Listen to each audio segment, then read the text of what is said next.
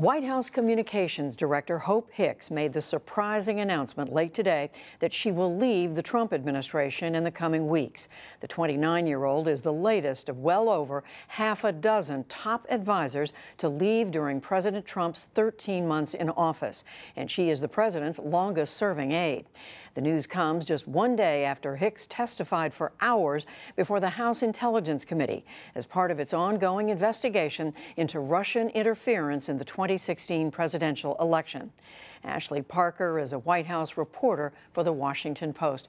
Ashley, thank you for joining us. So what is known about why Hope Hicks is doing this? So I first should underscore that this is an incredibly stunning development. There was a sense that even in a chaotic and tumultuous White House, if there was one person who would be with President Trump through the end of his term or potentially 2 terms, it would be Hope Hicks.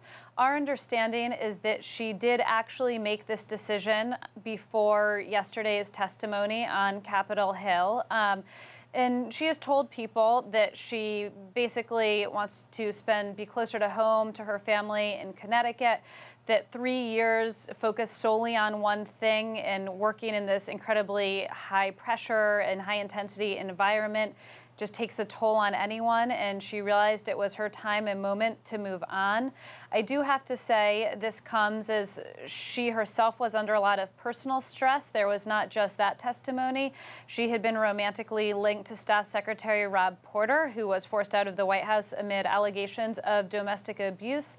And more broadly, right now, the Mueller probe is intensifying, and it feels like it's creeping closer to the West Wing in the Oval Office. Hope Hicks is someone who literally sits outside the Oval Office and is intimately involved in everything. If there's someone who would sort of know every little bit and piece of what is said and done in that White House, it is Hope Hicks. She sits right next to the president, has the closest office to his. And Ashley, there was reporting yesterday after her testimony that she had told the committee members that she did sometimes tell what she called white lies for the president. There's been a lot of speculation about that and whether that had some effect on this.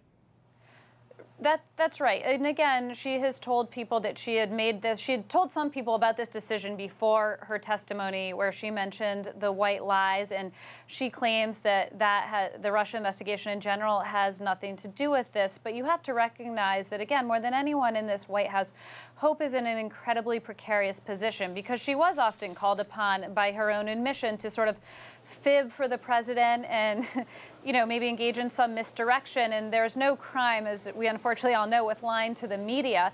But you cannot lie under oath to congressional investigators, and you certainly cannot lie when you speak to a special counsel. And just quickly, Ashley, you pointed out she's been at the president's side for a long time. We said longest-serving aide. And this does follow a number of other top advisors to the president who've left just in the first year. That's another incredibly important point. And this is a president who runs the White House like a family business, and he likes to surround himself with familiar faces and people he's comfortable with. And with Hope Hicks leaving, it leaves him increasingly isolated. All of these familiar faces, people he's known forever, are gone. Ashley Parker with The Washington Post, thanks very much. Thank you.